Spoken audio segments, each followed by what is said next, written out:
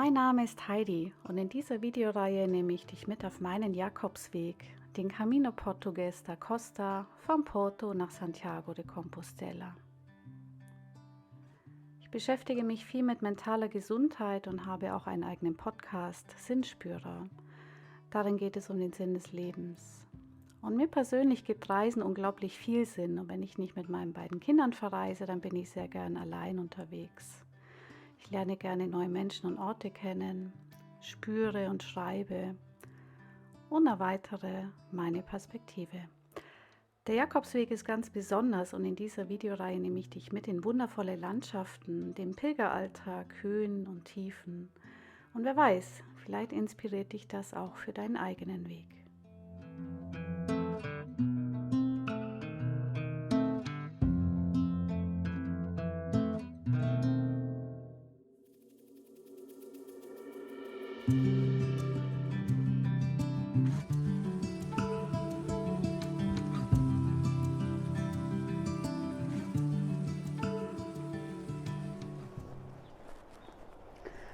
Einen guten Morgen aus Oporrinho.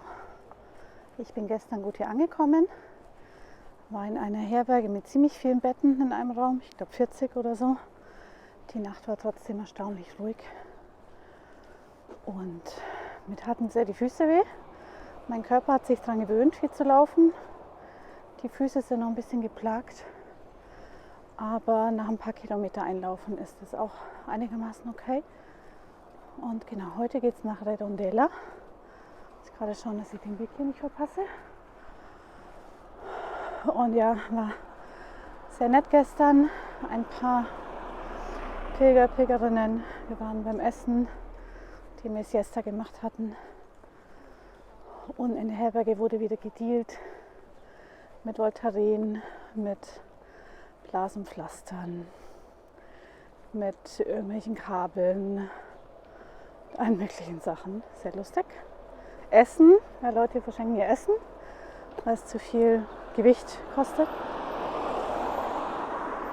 Genau, Redondela heute ungefähr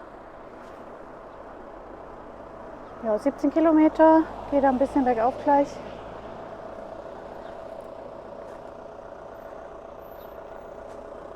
Sonne wird scheinen. Ein schöner Tag. Freue ich mich drauf.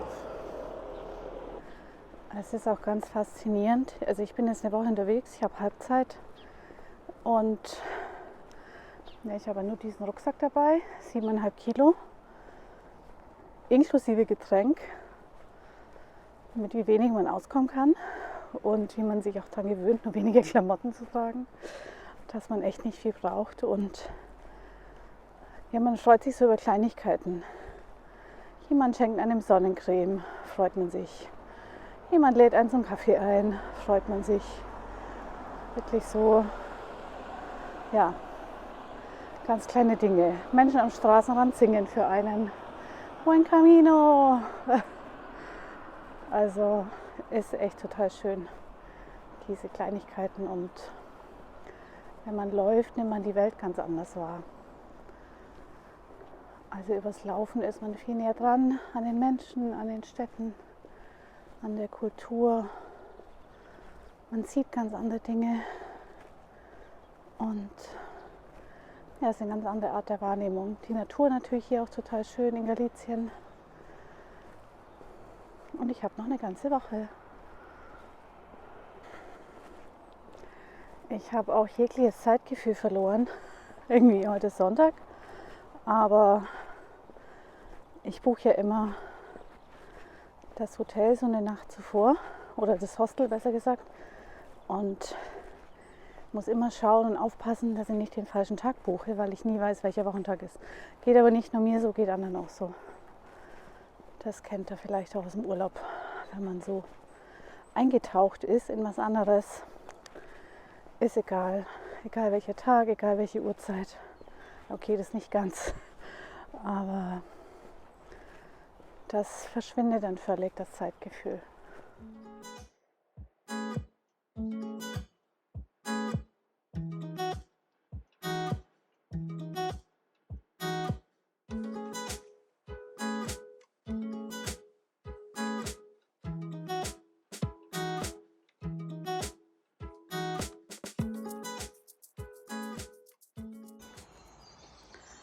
So, ab jetzt ist es soweit, es sind noch 100 Kilometer. Jeden Tag 2 Stempel ins Pilgertagebuch, den Pilgerpass, für das Zertifikat.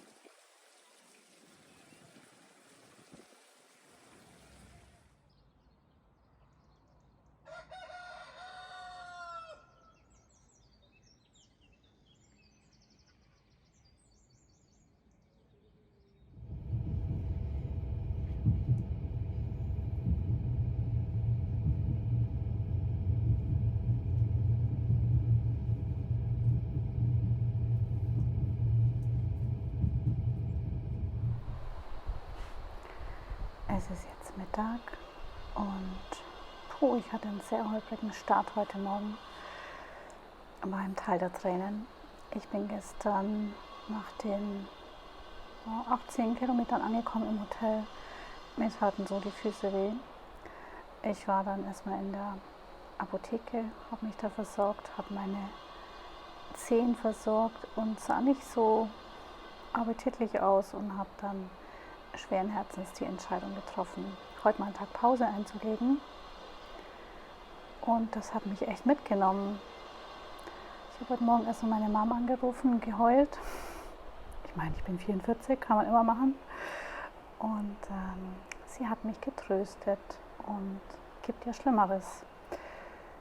Tatsächlich ist mir hier mein Leistungsantreiber und mein Perfektionismus so ein bisschen im wahrsten Sinne des Wortes auf die Füße gefallen, weil ich die Vorstellung hatte, ich schaffe das alles easy. Ist wohl doch nicht so, schaffe ich wohl doch nicht so. Jetzt mache ich einen Tag Pause und ich habe mich dann in den Zug gesetzt und bin die 20 Kilometer gefahren, was natürlich sehr relaxed ist. Und zu meinem Erstaunen waren natürlich auch andere Pilger im Zug. Ich bin nicht die Einzige, die mein Stück fährt. Es war wieder mal nur mein eigenes mentales Konstrukt, das ich da so hatte. Genau, jetzt bin ich in Pontevedra, habe die Stadt schon erkunden können, habe ein tolles Hostel hier wieder und werde jetzt erstmal ein bisschen Siesta machen. Meine Füße werden ausgelüftet und ich kann hier einfach in Sandalen rumlaufen für den Rest des Tages und des Abends. Und morgen sehe ich mal, was kommt. Übrigens, falls euch das auch mal passiert, man kann über renfe.es, das ist hier die spanische Bahn sozusagen, könnt ihr die Horarios, also die Fahrpläne einsehen und könnt überall einsteigen und ihr müsst das Ticket auch nicht vorab buchen. Hier gibt es auch keine Ticketautomaten an den Bahnhöfen, sondern ihr könnt es einfach im Zug dann auch lösen. Habe da 2 sehr nette Mitpilgerinnen aus Taiwan auch getroffen, hatte ein nettes Gespräch. Also kein Schaden ohne Nutzen.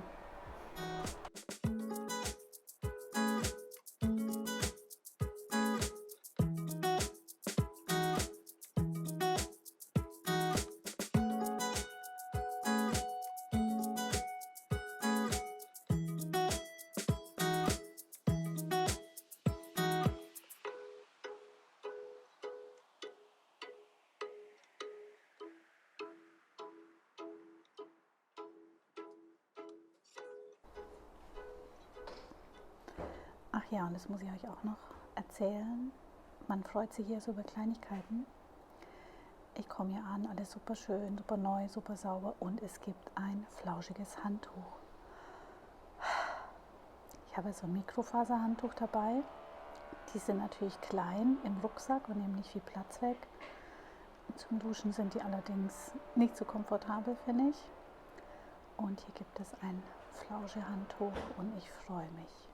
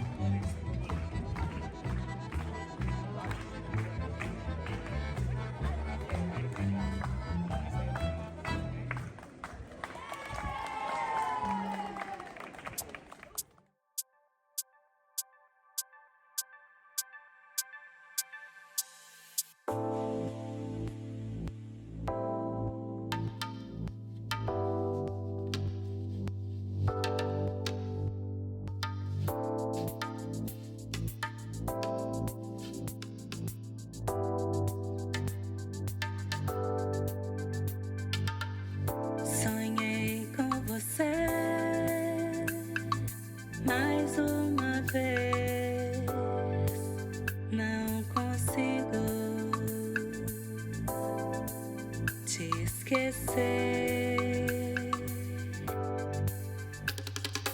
Sempre você, uma onda do mar. Sempre você, uma onda que abraça e me leva, leva minha dor. Saudade, saudade.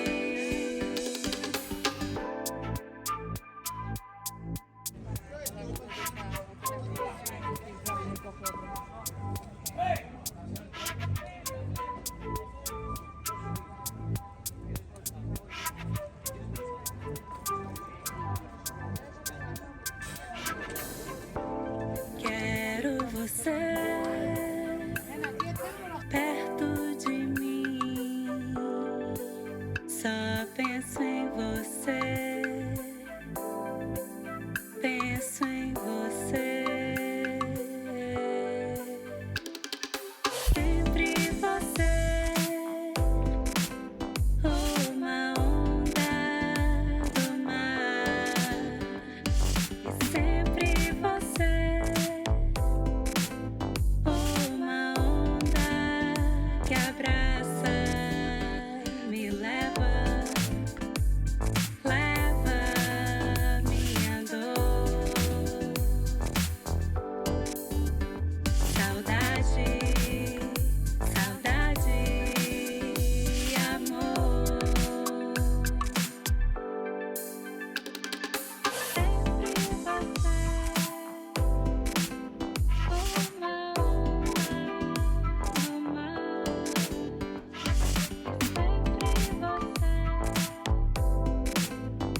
uma onda que abraça e leva, leva minha dor.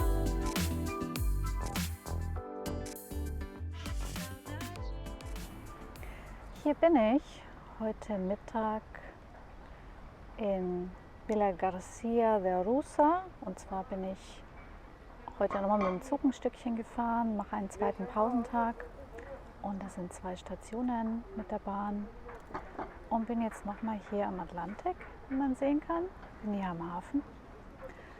In mein Hostel kann ich noch nicht einchecken, deswegen war ich ein bisschen in der Stadt, habe einen Kaffee getrunken. Und ja, dachte ich, mache jetzt mal so eine kleine Erkenntnisrunde hier. Ich habe so ein bisschen rumgefragt im Freundes- und Familienkreis und auch bei Mitpilgern, was denn eigentlich so die Motivation ist, einen Jakobsweg zu gehen. Bei mir persönlich war es, weiß nicht, mich hat das so magisch angezogen, einmal diesen Weg zu laufen, viele Kilometer auf ein Ziel hin, Santiago de Compostela, dann sicherlich auch eine spirituelle Komponente, also zu mir finden, zur Ruhe kommen und im Laufen einfach die Welt ganz anders wahrnehmen und Land und Leute ganz anders wahrnehmen, andere Leute kennenlernen. Und ja, bevor man sowas macht, hat man ja eine bestimmte Vorstellung. Ich habe mir selber viele YouTube-Videos angeschaut, habe mit Leuten gesprochen. Wenn man es dann erlebt, ist natürlich immer noch anders. Und diese Momente, die kann man auch schlecht beschreiben, die muss man erlebt haben. Also diese Offenheit, mit der man da rangehen kann, andere Menschen zu treffen, in riesen Schlafsälen zu übernachten, das mag jetzt auch nicht jeder. Ich habe auch Mitreisende getroffen, die sagen, nee, ich gehe nur in Einzelzimmer oder ich reise mit einer Person zusammen, gehe ins Zweierzimmer. Mir persönlich hat das nichts ausgemacht. Es muss sauber sein, das ist mir wichtig, und der Raum sollte ein Fenster haben, das ist mir auch wichtig. Alles andere für eine Nacht kann man dann schon aushalten. Und was ich mir eigentlich vorgestellt hatte, ist, dass ich lockerer da rangehen kann und wirklich, ich komme einen Tag hin und schaue, wo ich ein Bett finde, aber tatsächlich habe ich es von anderen mitbekommen, dass es manchmal dann doch etwas schwieriger ist, und das war mir dann doch zu unsicher. Also habe es euch schon erzählt, ich habe immer am Tag vorher dann schon gebucht, weil dann konnte ich mir auch Zeit lassen mit dem Ankommen und wusste, ich habe sicher ein Bett zum Übernachten. Ich glaube generell so eine Reise ist auch immer ja, so eine Sache, wie gehe ich da mit Rückschlägen um. Also ich hatte meinen Tiefpunkt gestern, als ich nicht mehr gut laufen konnte und als es tat vorher auch schon weh, aber als ich dann entschieden habe, eben Pause zu machen. Und da war ich erst sehr frustriert, aber es hat sich im Laufe des Tages ganz gut ergeben und ich habe es geschafft, die Perspektive zu wechseln und andere Dinge wahrzunehmen und habe jetzt meinen Plan auch geändert. Also ich wäre eigentlich heute in Caldas de Reis gewesen, auf der klassischen Route und habe mich jetzt umentschieden, nochmal einen Abstecher an den Atlantik zu machen, was ich sonst nicht gemacht hätte. Und für morgen habe ich noch einen ganz coolen Plan, muss ich mal schauen, ob sich der so umsetzen lässt. Und ja, 2 Pausentage sind auch in Ordnung. Aber mich da auch mit meiner inneren Kritikerin auseinanderzusetzen, gehört zu einer Heldenreise dazu, könnte man sagen. Und geht auch ganz vielen so. Und was ich auch wieder mal gemerkt habe, wo sind meine Grenzen und wie weit bin ich bereit zu gehen. Und ich merke einfach, ich bin nicht bereit, so weit zu gehen, dass es meinem Körper schadet. Viele hier machen das anders. Wirklich, die peitschen sich hier durch und ich habe von Mädels gehört, die so schlimme Füße hatten, dass sie im Krankenhaus waren und die Ärzte gesagt haben, sie dürfen nicht weitergehen.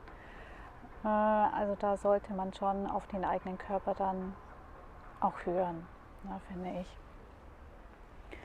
Ansonsten ja, genieße ich sehr, dass ich mit meinem Rucksack unterwegs bin und da ist alles drin, was ich brauche. Also mehr als da. Ich habe einen Schlafsack drin, ich habe Waschsachen drin, habe ein paar Klamotten drin zum Wechseln, ein paar Sandalen und damit ist alles gut. Komme, was da wolle und es fühlt sich wirklich schön an und es fühlt sich frei an, weil ich überall unterwegs sein kann und mich auch schnell umentscheiden kann. Also diese Flexibilität, das gefällt mir auch sehr gut, tatsächlich. Was mit so die Pilgermädels, mit denen ich mich abends oft treffe, weil wir auf derselben Route sind, was die mir noch so mitgegeben haben, ist, man lernt zu vertrauen, weil irgendwie hilft einem immer jemand weiter, man trifft immer nette Leute, man bekommt immer irgendwie Hilfe. Vielleicht darf man sich überwinden, auch die Hilfe dann anzunehmen. Und sicherlich ist auch die Sprache, also Englisch oder wenn man dann Spanisch kann oder Portugiesisch, ist vielleicht so ein Hindernis, aber man kann sich auch ohne Sprachkenntnisse mit Händen und Füßen verständigen. Also es funktioniert auf jeden Fall und man lernt so tolle Leute kennen und trifft die auch immer wieder auf der Route und es ist ein Riesenhallo und es macht wirklich auch Spaß. Und was mir auch noch so klar geworden ist, so diese Momente noch mehr zu leben. Also man trifft hier Leute, man hat ein tolles Gespräch abends oder auf dem Walk oder auf dem Camino und vielleicht sieht man sich nie wieder und es ist aber so schön. Also man kann hier wirklich die Momente sammeln und es sind aber auch immer kleine Abschiede dabei. Ja, und dann ist man tatsächlich mehr im Moment. Wenn wir jetzt zu Hause sind und wissen, naja, die Person treffe ich ja immer wieder, da ist ein ganz anderer Umgang, als wenn man hier auf dem Camino ist und teilweise entwickeln sich hier sehr tiefgehende Gespräche auch. Vielleicht gerade auch, weil man die Leute nie wieder sieht, aber alle haben so ein ähnliches Ansinnen, wenn sie hier sind. Ja, eine Auszeit sich zu nehmen, mal was anderes zu erleben, offen zu sein, Abenteuer zu erleben. Letztlich ist es ja immer dein eigener Weg, den du gehst. Also es ist dein Camino, auch in der Geschwindigkeit, in der du gehen möchtest. Und da hilft es auch nichts, dann zu sagen, na, hätte, Fahrradkette, wäre ich doch und so, sondern wirklich sich immer neu auf die Situation einzulassen und das alles, ja, seinem Herzen tatsächlich zu folgen. Und das mache ich eben heute. Ich werde jetzt noch ein bisschen am Meer entlang spazieren und später in mein Hotel einchecken und mal schauen, ob ich meinen Plan für morgen umsetzen kann. Das wäre cool. Das ist unfassbar. Jetzt dachte ich gerade, schön warm. Kann ich hier noch ein bisschen an den Strand legen oder setzen? Jetzt finden hier Umbauarbeiten statt, seht ihr im Hintergrund. Naja, laufe ich ein Stückchen weiter, dann ist vielleicht besser.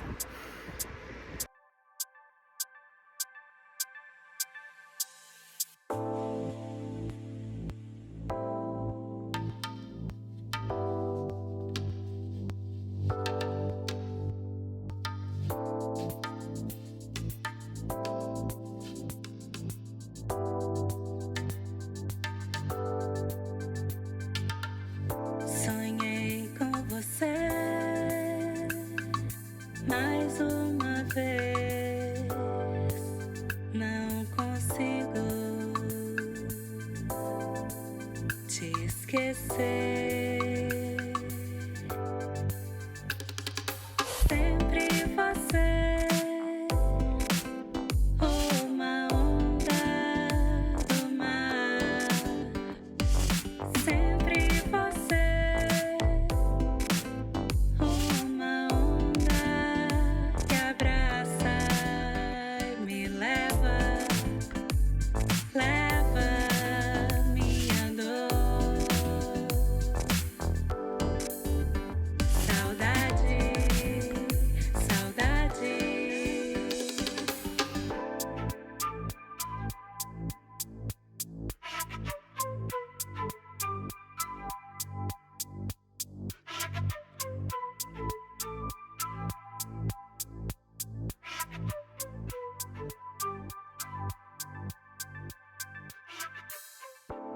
Quero você.